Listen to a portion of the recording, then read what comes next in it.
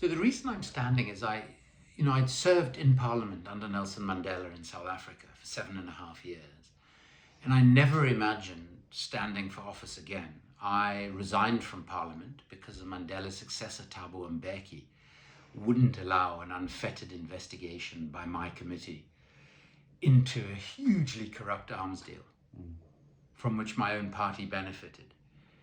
And, I had to go through the process of telling the then president, who I'd known for decades, that I signed and pledged an oath to the country's constitution, not to the ANC or to him, and that his party under his leadership was involved in corruption, and it was my constitutional responsibility to reveal it. I'm not a great joiner, so I never imagined standing for office in the United Kingdom or anywhere else. But it's just got to a point in the last few months where I feel our politics are so broken. Our political leaders feel more distant than any time I can remember. And I grew up under apartheid in South Africa. They feel so distant from the people they're supposed to be serving.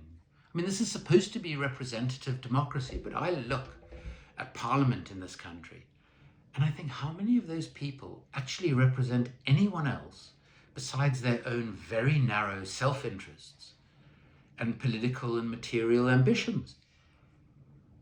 And so a lot of people have been talking to me for a long time, trying to persuade me to stand.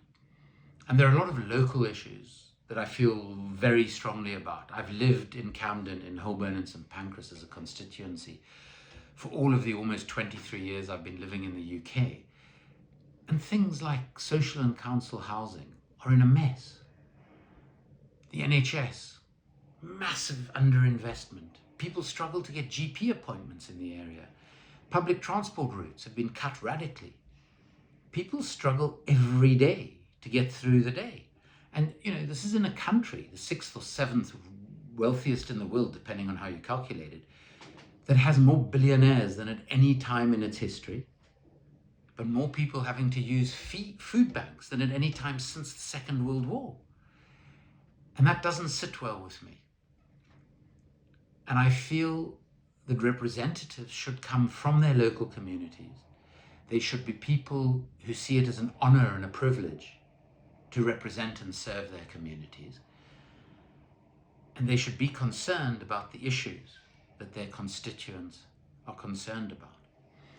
I suppose the final issue for me that sort of tipped me over the edge, if you will, has been Gaza. I've been working on a book on how Britain, the West, the US, Western European weapons makers, have been profiting from the conflict in Yemen that's been ongoing for 9.5 years. But over the last 8 months, since the 7th of October, to see the way in which our political leaders in this country has not just aided and facilitated the genocide in Gaza, but actually profited from it. And the fact that 76% of Britons in Camden, in Holborn and St Pancras, that's probably 80-something%, have wanted a ceasefire for months and months, have wanted a halt to arms sales, almost 60%. And not one of our politicians, mainstream senior politicians, will stand up and support an unqualified ceasefire and a halt to arms sales. And for me, my day job is investigating and writing about the global arms trade. And it's quite important that people understand that while what is happening in Gaza at one level feels very distant, but at another level feels incredibly close to us. We see it on our screens every morning. And I think to see a genocide being perpetrated in front of our eyes, which is being done in our names, with our tax pounds, is something I never imagined I would experience in my life. So the reason I draw these connections are the defense companies in Britain, BAE Systems, Kinetic, Raytheon, which is a huge American company, but that has factories here, Elbit Systems, which is an Israeli company, but with factories in the UK. These companies receive huge subsidies from the British state, billions upon billions. They're the most heavily subsidized industries by the public purse. And this is something that happens in all the weapons producing countries, but Britain and the United States are the most extreme examples. These billions of pounds, which are effectively invested in this company, in these companies, in their research and development, in their marketing, in the contracts that they win from the MOD, they're effectively assisting Israel to kill innocent Palestinians every single day. Is this what we want our tax money to be used for? Would we not rather the tens of billions that are invested in this were rather invested in our NHS, in our education system, in social care, in our benefit system, in public transport, in better wages? And at the moment, the trade in weapons is the most corrupt trade in the world. So 40% of all corruption happens in the arms trade. Now, if we do a deal with Israel, with Saudi Arabia, for the weapons that are being used in Yemen, not only do billions of pounds go to the buyers, the Saudi royal family, senior figures in the Israeli government and ministry. One of the reasons Netanyahu was so keen to neuter the judges, because he faces countless corruption cases. So the money doesn't only go to them, but some of it comes back to Britain in the form of what we call feedback. So the senior executives of these arms companies, senior military leaders, senior politicians, actually benefit from this corruption as well. So how does that happen? Well, one, some of this corrupt money is used as donations to the two main political parties. Of course, not to the Labour Party when Jeremy Corbyn was leader, but certainly during Blair's time and during Keir Starmer's time. And of course to the Tories. But some of this also lands up in the pockets of individual politicians. So we estimate in our investigative work, very conservatively, that Tony Blair has made in excess of £100 million personally, directly or indirectly, out of the decision to invade Iraq and out of his association with British and American defense companies who benefited from that invasion. And we are seeing a similar thing with Gaza. But this money is actually corrupting our politics in Britain. So I argue, for instance, British arms sales to Israel and Saudi Arabia, while the Yemen and Gaza conflicts are ongoing, are illegal in terms of British law. The judiciary will not enforce those laws. They say that this is an area where the executive arm of government, the cabinet, should be able to make decisions in the best interests of the nation. If we look at Britain's arms export control laws, one of the key criteria that has to be met for an arms export to be approved is that by selling these weapons to the recipient country, they're not going to make more likely civilian casualties or injuries in that conflict. Now, you simply cannot argue that for Yemen and Gaza. And the reality is, we know that the government has received legal advice from its own senior legal advisors saying they're breaking British and international law in continuing to export these weapons. So a lot of our public money goes into these weapons that are being exported. We are in effect not just subsidizing a genocide and an ongoing series of violations of international law in Yemen and Gaza. We are actually subsidizing the corrupting of our own politicians and our own politics. Now, this is a madness. And because I suppose I have a background both in clinical psychology and in the global arms trade and conflict, perhaps I can see that madness more clearly. And I want people to understand this. I want people to understand that their daily struggles in Holborn and St Pancras, across London, across the UK, are actually linked to what we are doing in places like Gaza and Yemen. And all that both major parties are offering us is the same recipe of forever wars, permanent austerity, and the climate degradation and the socio-economic hardships that are a consequence of those two things. So that really is why I'm standing. And then the final reason, just to say, is, I grew up in a very certain kind of politics. I grew up in the South African liberation struggle, the African National Congress, which was the party of Oliver Tambo, Nelson Mandela, etc. We built a mass-based democratic grassroots movement in South Africa that, together with the support of tens of millions of people around the world, through BDS against apartheid South Africa, brought down apartheid. So when I come to the United Kingdom and I see the majority of people in my own constituency simply being ignored by their politicians, who they never see, they write to their MP, who happens to be someone called Keir Starmer. They're lucky if they even get a pro forma reply saying your letter has been received. Usually it's nothing.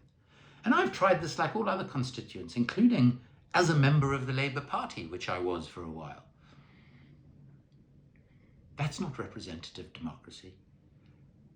That's democracy by a tiny elite, for a tiny elite. And I'm trying to show in this campaign, by meeting with people constantly, by running what we're calling people's forums, that'll determine our manifesto for the election, that there's a different way to do politics, a way that is respectful of the people who you want to represent. And the greatest thing I learned from Nelson Mandela, from whom I learned a huge number of things, and this was the basis of his life, not just his political work, is that you treat other people with the respect and dignity with which you yourself want to be treated. And I feel that the voters of Holborn and St Pancras, the voters of many parts of the United Kingdom, are not being treated with that respect. Thanks. So one of the striking things about the campaign or the election is the the sort of shockingly right-wing nature of Labour's campaign. And I wondered if you had any thoughts about how do you explain the kind of trajectory. Obviously this is particularly relevant to you given that you're standing against Keir Starmer, but how do you explain the trajectory of Labour since 2019? I think what we've seen in the Labour Party, I'm a great believer in something that an American journalist, Greg Palast, wrote to describe America, and I think it now applies equally to the United Kingdom, tragically. We have the best democracy money can buy. And I think that explains so much of what has happened in the Labour Party since 2019. Jeremy Corbyn made the Labour Party solvent again. And he did that by instilling in people a sense of hope, a sense of enthusiasm for a new and different kind of politics. A politics where Britain's role in the world was about creating a more peaceful world, a world in which the climate wasn't a catastrophe that all of us need to be really concerned about. A world in which people are able to live decently, with enough money for the very basics that we need to live our lives. Immediately on taking over the reins of the Labour Party, which I have to say, Keir Starmer did on the basis of 10 pledges, the vast majority of which he set about violating in double quick time once he was elected leader. And it's that sort of mendacity in politics that I have a great deal of problems with as well. The party went into debt very quickly under Keir Starmer because, and this is bizarre for someone who was a lawyer, he decided to engage in a variety of legal cases against people on the left wing of the party. And I still don't fully understand the motivation, because they have cost the party millions and millions of pounds.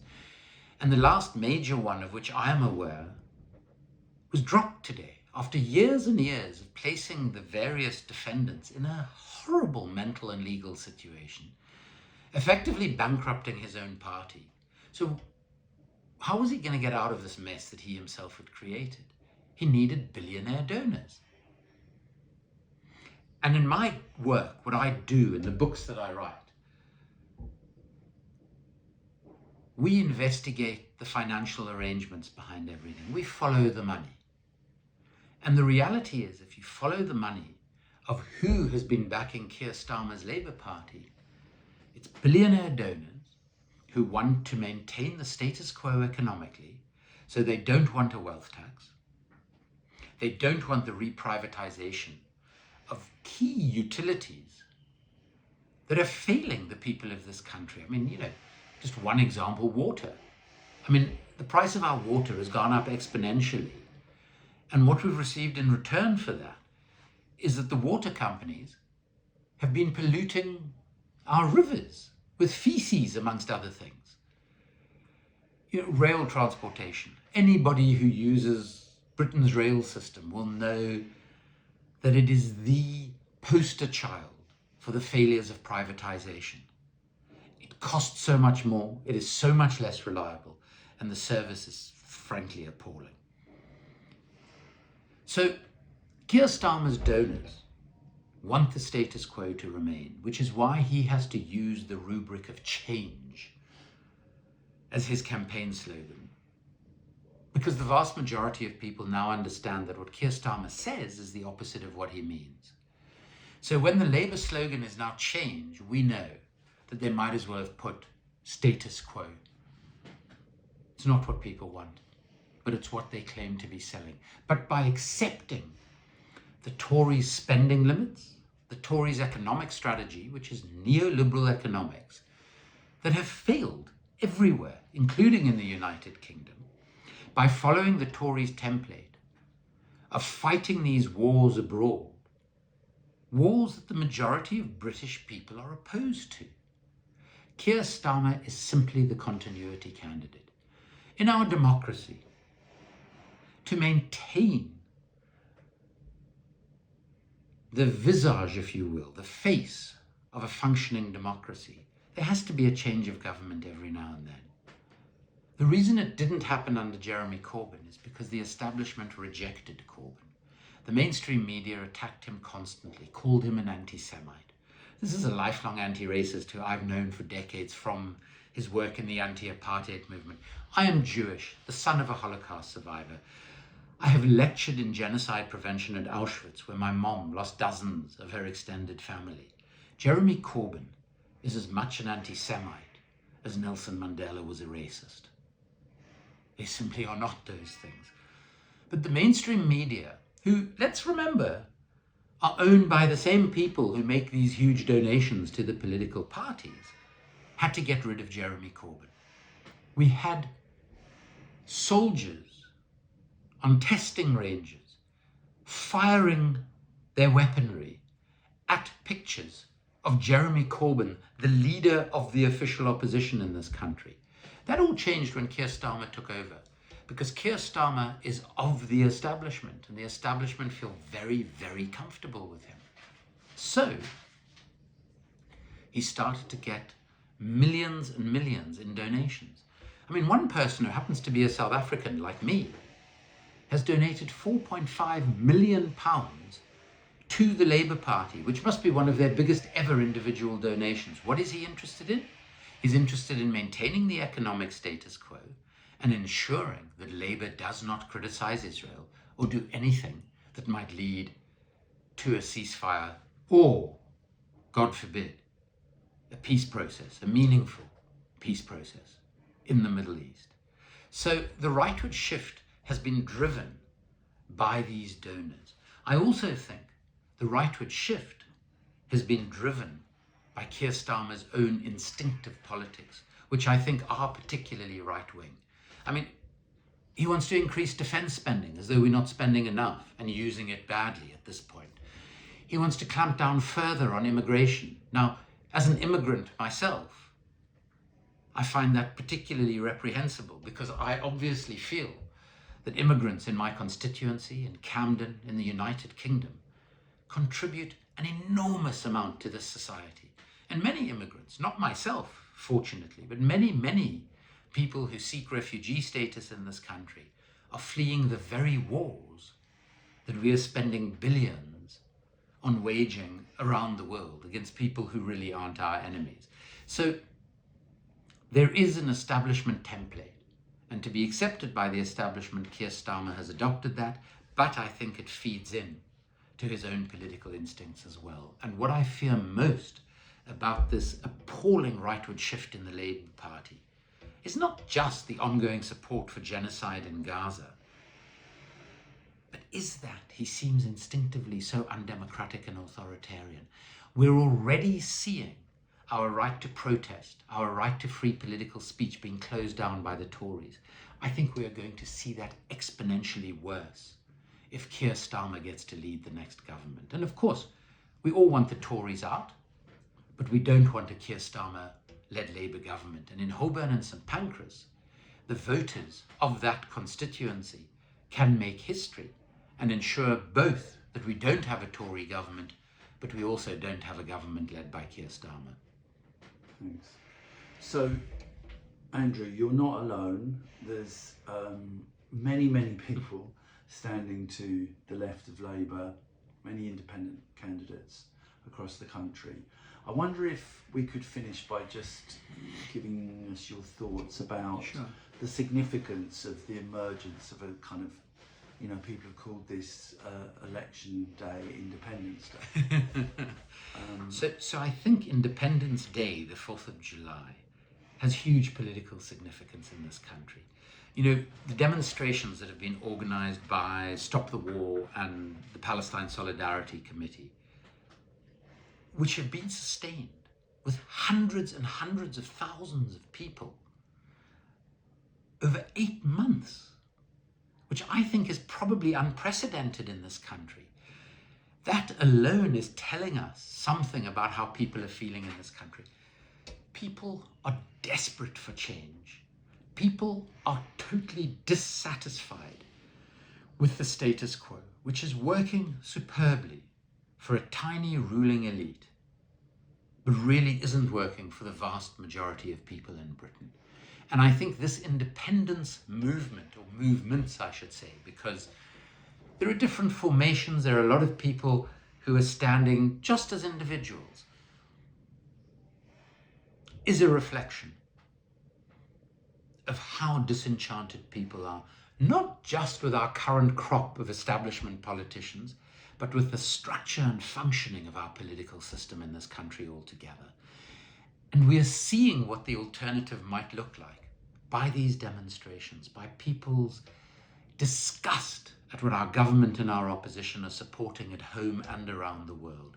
So I think that's the significance of the moment. And if I can just say, you know, I can't speak on behalf of every independent out there. I don't even know every independent who is standing. It's almost impossible to keep up with it, which is a great thing. We're probably going to have more independent candidates in this election than at any time in British history.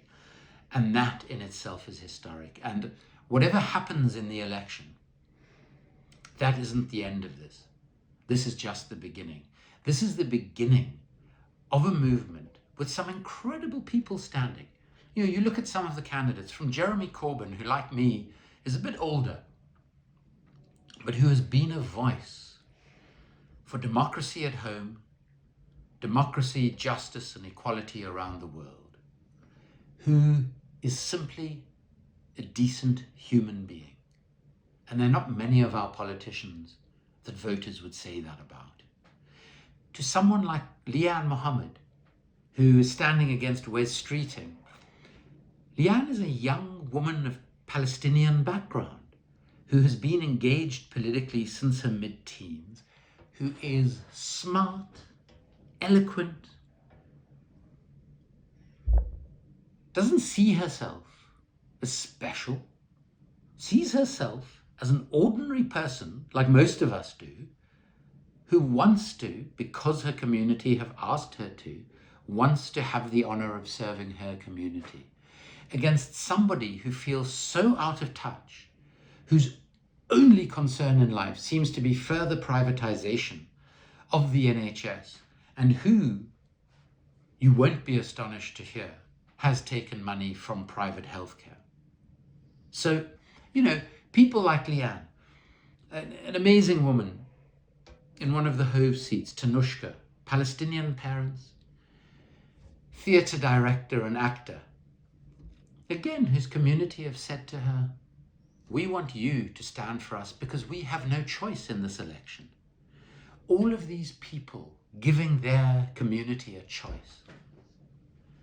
And after the election, I feel sure that what we are going to do, regardless of the outcomes in whichever direction, whether we have a number of independents in Parliament or not, is what is happening with Independence Day, is that we are rebuilding the movement that started to be built in this country in modern times with the opposition to the invasion of Iraq, that had another spurt of growth from 2015 to 2019 with the hope that Jeremy Corbyn gave many people in this country. And that I think the opposition to the awful tragedy that we've seen unfolding in Gaza has led to the arising of yet another movement. And I think what we're going to see after Independence Day is we're going to see this spirit, this organizing, this political commitment from so many people who perhaps have never worked together politically in this country before, which is what makes it so exciting, who are united just by a commitment to basic democracy, to justice and equality for people, regardless of what they look like or where they live. I think that is going to be the most exciting thing to emerge from the 4th of July.